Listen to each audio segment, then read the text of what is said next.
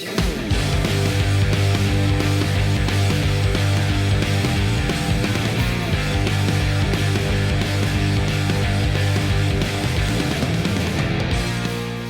back to the Gridiron Drive YouTube channel, your go-to source for NFL insights, fantasy tips, and betting angles.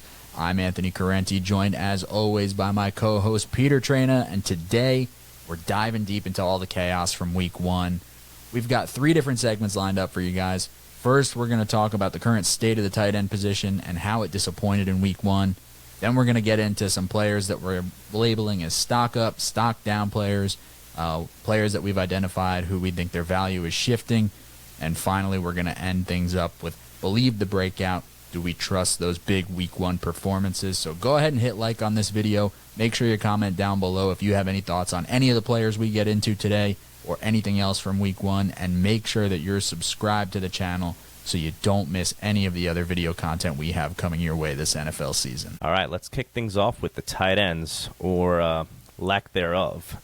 Week 1 was kind of a disaster for the position. Yeah, some big names. We were expecting some big things, especially with the guys you spent kind of premium draft capital on. Sam Laporta, Travis Kelce, those guys. Instead, we kind of got a whole lot of nothing.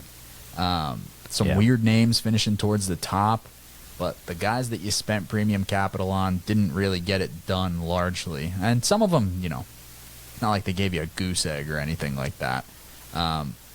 Do we think this was a fluke? Are we looking at a rough season for tight ends in general? How are you feeling about the tight end position from Week 1? I mean, it's really hard to say. You know, it's 1 week, but I was looking online, and tight ends combined for just under 1,100 receiving yards and 5 receiving touchdowns in Week 1. Those are the lowest single week totals over the past 5 years. That's not positive. Also, in Week 1, there was only 35 touchdowns, receiving touchdowns total to anybody, not just tight ends. And, you know, put that into context, 2021 had 61. So it was definitely, you saw a lot of quarterbacks with a lot of, you know, low passing totals. So I don't know if it was just an offense is lagging with, you know, lack of preseason kind of deal, but it seems like the tight ends got the worst of it. Especially the big 5 that we were, you know, targeting early in fantasy. Yeah, it's weird. Like Laporta finished as in PPR formats. Laporta finished as tight end 8 on the week. George Kittle and Trey McBride were tied for tight end 10. Kelce tight end 15. Jake Ferguson tight end 25. Mark Andrews tight end 28. You got a couple big blow up spots. You know, Isaiah likely went off. Foster Moreau did his thing. We had a couple Saints tight ends up there. Foster Moreau and Juwan Johnson. The one notable thing, I think, for me is Brock Bowers was tight end 3 on the week. 8 targets, 6 catches, 58 yards. They got him involved early, and they didn't even get him involved with all, like, the weird manufactured stuff we saw him do at Georgia. Like, the role could even grow there a little bit. So, yeah. I mean, Brock Bowers was obviously a smash, you know, first-round rookie pick in dynasty drafts, but in redraft, I think Brock Bowers is going to be a pretty consistently valuable tight end the whole season based on the early Week 1 usage. You have any thoughts on any of the big names moving forward? Yeah, I mean, I don't know if we need to rethink the approach with tight ends. I was always of the mindset, especially coming into this year, you know, if there's, you know, one of those big 5, you know, we talked about them, Kincaid, Laporta, Kelce, Andrews, LOL. You know, if you wanted to get those guys, you get them a little bit earlier, but I'm usually waiting for tight ends anyway, so for me, it didn't really change anything. How about you? Hasn't really changed a lot. Like, I'm not super panicked about any of these guys. I think the big names will largely kind of round into where we expect them to. We talked about it already. Kansas City was really focused on taking Mark Andrews away, and some of these guys, you know, Laporta finishing as tight end 8 on the week, Kittle and McBride at tight end 10. Like, you want more out of those guys, but you'll get more. I mean, we're not going to get a lot of weeks where the Saints have 2 tight ends in the top 12. There's better days ahead for Travis Kelce. Even if he's not, you know, the lock top 3 tight end that he was for all those years, he's still going to be super productive. He's going to have those decoy weeks, right? You know? Right, for sure. It's not changing a lot of how I'm treating things in redraft. It's not changing how I value a lot of these players in Dynasty. It's kind of the only like notable thing is if for some reason in your redraft league a player like Isaiah Likely or Brock Bowers was kicking around on waivers somewhere, they're all worth burning, a top waiver priority on if you're playing traditional kind of rolling waivers. If you're playing with fab waivers where you have a free agent allocated budget to spend, I'd probably burn a pretty decent chunk on Likely or Bowers if they were out there and I needed a tight end. So I'm content to spend up a little bit there. I mean, if I needed a tight end and was playing on fab waivers in redraft, I'd probably be content to drop, 30-ish, 35% of my budget on somebody like Likely or Bowers if they were out there. For sure. Especially Bowers. Yeah, but it doesn't really change my approach. I think for now, for sure, until we see anything otherwise, if it becomes a trend to panic. But, in a standard kind of format league where you're playing one tight end and maybe have a flex or two, not rushing to double up on tight ends or flex a tight end or anything like that. I'm just probably looking a little closely at the matchups and, if I don't have one of those top guys, playing the matchups a little more keen. All right, we're going to move into our stock up, stock down segment. We're talking about players whose fantasy value is rising or falling after week 1. I'm going to give you my first stock up guy here. Washington Commanders quarterback, Jaden Daniels. Oh. Jaden Daniels, big, popular, buzzy name. Spent an early draft pick on him. We knew he was going to be the starter. Went 17 for 24 for 184 yards in week 1. 0-0. No touchdowns, no picks through the air. 7.7 yards per attempt. That was nice. But 16 carries for 88 yards and a couple scores. This day could have even been bigger. He missed Terry McLaurin on a deep ball down the sideline that I'm sure he wishes he could have back. But he was really settled in pretty well. And in redraft, maybe you drafted Daniels late. He's probably drafted in most leagues. But this is a guy that you could feel confident starting, I think, as like a top 7 or 8 guy, honestly, moving forward if he's going to run the ball at that kind of clip. Yeah. Because even if he throws for 184 and no touchdowns, the 2 on the ground and the other 88 yards that he got, we know it's a cheat code for fantasy purposes. So Jaden Daniels in redraft format, somebody that I'm pretty content to almost lock in as my starter unless I took him real late and I have, a Josh Allen ahead of him or something like that.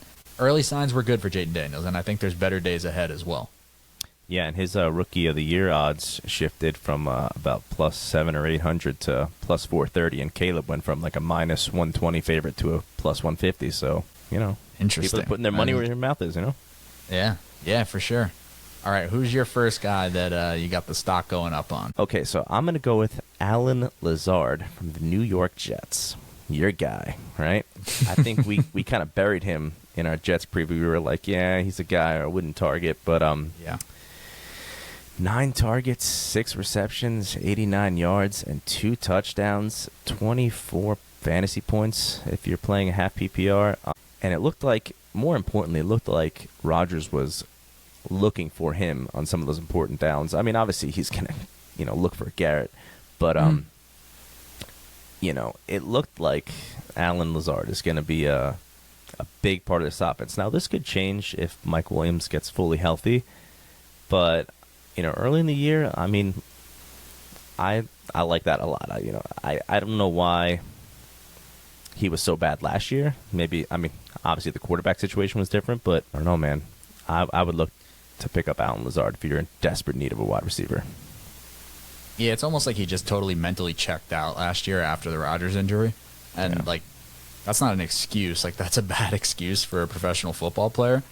But the thing that I think maybe discounted a little bit after burying him how bad he was last year was as Rodgers rounds back into playing in real game speed and kind of working on that real game connection with Garrett Wilson, like, he's got the timing with Lazard. Like, Lazard still had the one big drop early in the game, but we saw when Rodgers got the free play, he knew Lazard was the vertical guy. The timing was perfect. He hit Lazard in that beautiful throw down the left sideline on a perfect throw right in the bucket for him. So they can lean on that. And And look, he's going to be involved early in the season while Mike Williams kind of rounds back into playing shape after, the ACL injury. So the next couple of weeks, I think we're going to see a healthy amount of Allen Lazard. So after kind of burying him in the offseason, it looks like he's going to play a pretty important role for that offense, I think, at least in the short term. 100% of the snaps, so. Yeah, for Love sure. that. All right, stock down, guys. My first guy is Zamir White, Las Vegas Raiders running back. There was a lot of positivity about Zamir this year in the offseason. He had 13 carries for 44 yards, 3.4 yards per attempt. He had 2 targets, 2 catches, 2 yards. 2. The most concerning thing to me, he lost work to Alexander Madison, who I think is kind of just a jag, and Madison was pretty bad as a runner, too. He was 5 for 19, 3.8 yards per attempt. But he had 6 targets, 4 catches, 43 yards, and a touchdown. Madison played 60% of the snaps compared to White's 38% of the snaps. And Antonio Pierce said in the presser after the game, they'll have no choice but to ride the hot hand. Stuff like that's concerning to me. Zamir White doesn't feel like he's locked into the workload that maybe we thought he was. And if he becomes kind of a timeshare back, I think the upside is really capped there. So I'm not dropping Zamir White in redraft or anything like that, but I'm definitely tempering my expectations. I'm not rolling him out there as an RB2. It's more like a desperation flex kind of play for me right now while this thing kind of sorts itself out. Yeah, deeply concerning. I was very high on White coming into this year, and he turned it on last season when he started a couple games when Josh Jacobs was out, and early signs this year, not good. All right, who's your stock down guy? I'm going to go with Bears quarterback Caleb Williams. Now, I don't know if this is, over getting too critical in week 1, but it is week 1, and we're here to podcast. So he was 14 for 29 for 93 yards. That is not great, my friends. 5 rushing attempts for 15 yards. I don't have a problem with Caleb Williams. I think my problem is with Shane Waldron. He has a weird pattern of not using his stud wide receivers. Last year, he had arguably a top 5 wide receiver group, and he was more successful with the tight ends on the field, like more tight ends on the field, than when he had all 3 of those wide receivers out there. His EPA was much lower with the 3 wide receivers out there. And the Cole Kmet usage was not ideal, and I'm not sure how I feel about the long-term fit with the group of skill position players. Obviously, Caleb is a generational prospect, so I'll give him the benefit of the doubt. But he's got Houston coming up, and then Indianapolis. I might look to see what other options there are out there, especially if you're in a 1-quarterback league. In Seattle, they also ranked awful in the red zone last season, and obviously the Bears did not have an offensive touchdown in week 1, so I would look to fade Caleb Williams next week, and if he has a blow-up week next week, all right, I'll take my medicine and I'll start him again. But I'm gonna fade him next week. Yeah, I think in 1-quarterback redraft leagues, it's probably best to be a little patient right now with him. See how things end up. You might be in a position if you're playing in Dynasty or in a Superflex league where you have to play Caleb, but in 1-quarterback redraft leagues, I'm not dropping him, but I'm gonna wait it out a little bit if I have a better option. And even if I don't have a better option on my roster, I might be poking around on the waiver wire to see if I have a better option to play the matchup on until I see it from Caleb in redraft. Baker might be out there. Somebody like that might be on the waivers. Right. That's a great point. If Baker's out there, Baker's somebody I might like in the short term. That wraps up our stock up, stock down. Let's move on to the final segment, Anthony. It is time for Believe the Breakout. These are the guys who have big games in week 1, and we're debating if they can trust them moving forward. Let's start with the Detroit Lions wide receiver, Jameson Williams. We finally get the Jameson Williams breakout. I've been a believer that it was going to happen this season. It's good to see it on tape finally. 9 targets, 5 catches, 121 yards, a touchdown, 24.2 yards per catch. Finished as the wide receiver 5 on the week in PPR. Look, man, I think I'm a believer. I'm not abandoning yet. I've been vocal that I think Jameson's going to put it together this year. He is locked in as the wide receiver 2 there. Only Amon-Ra played more snaps at wide receiver, and just barely. Amon-Ra played 60 snaps. Jameson Williams played 52 snaps. Locked in as the wide receiver 2. I'm buying. If I already have him, I'm starting him probably pretty confidently as a flex play. The Lions' offense is just an offense I want pieces of. Yep. You know, if somebody else in your league doesn't believe in the Jameson Williams breakout, I'd be happy to try and trade for him and poach him off that roster because I think he's going to truly have the breakout year. Wouldn't shock me at all for a 1,000-yard season on the way for Jameson Williams. What do you think? Well, I think it's safe to say you're willing to gamble on Jameson. That was low-hanging fruit. Do you think No, man. he bet himself like for receiving yards props this year? Oh, yeah, he's got his grandma on FanDuel right now betting his overs. Absolutely.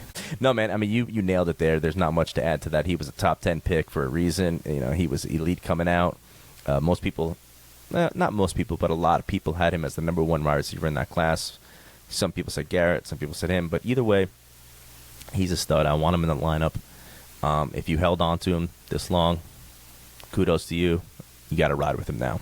All right, who's the next guy we have here? Him. I'm going to go with, we got here J.K. Dobbins, the running back from the Los Angeles Chargers. Listen, man, he only had 58% of the snaps, but 10 attempts, 135 yards, a touchdown, with 3 targets, 3 receptions for only 4 yards. But you like to see him get targeted in the receiving game, but man, that productivity is absolutely incredible. I love his story. I think he's a solid runner. He's always been a solid runner, but he's just always been hurt. But you absolutely love to see that, and I want a piece of this rushing offense if I'm going to have a piece of this offense. What do you think? Yeah, I agree. Finished as the running back 4 on the week in PPR. He out-snapped Gus 58% of the snaps to Gus's 42% of the snaps. And like you said, the caveat's always going to be, can he stay healthy? There could be some variance. Just they're always splitting carries there. But he looks like the guy. Yeah. He looks explosive. I'm definitely... I'll hedge my bet with the health thing. As long as he could stay healthy, he's going to have a big year. We know what type of efficient runner he's been in the past in Baltimore. It's just always been health. So I'm rooting for him. Yep. I'm a believer. You know, he did it. He looked much better in week 1 coming off that torn Achilles than I ever expected him to. So if that's what he looked like in week 1 on just 10 carries, I'm pretty excited for what he's going to look like in this offense moving forward.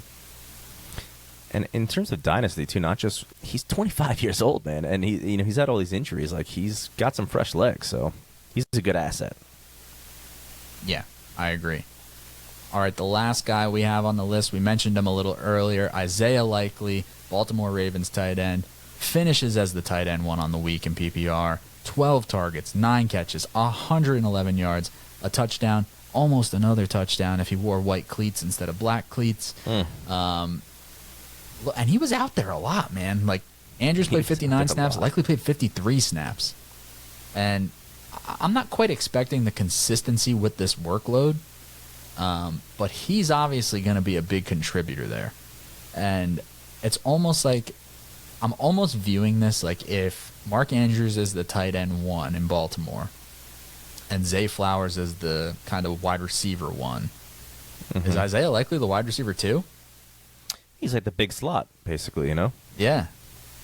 Yeah, so if that's going to be the case, I mean, with last year's MVP at the helm, like, yeah, I think it might really happen this year. I hate to kind of be chalk and be like, I'm believing it for all 3 of these guys, but I think all 3 of these guys that we talked about could really be producers this season. Yeah, man. He was getting open. He had 12 targets, man. That's good stuff. You'd like to see that. So I don't know why you wouldn't believe in him. Obviously, Andrews being there could be a problem, but I don't know. I want a piece of that offense. Agreed. All right. So there you have it. Some breakouts we believe in and some we're still cautious about. Always tough to see where things land after week 1. Lots of overreacting. But that's why we're here, to help make sense of all of it. Thank you for tuning in, for joining us on the Gridiron Drive YouTube channel. Be sure to hit that subscribe button, to like the video, and let us know in the comments what you think of these breakouts or who you're watching. Don't forget to check out our podcast for full episodes on all major podcast platforms for more in-depth NFL coverage, fantasy football, NFL talk, plenty of sports betting talk too. We've got you covered on everything.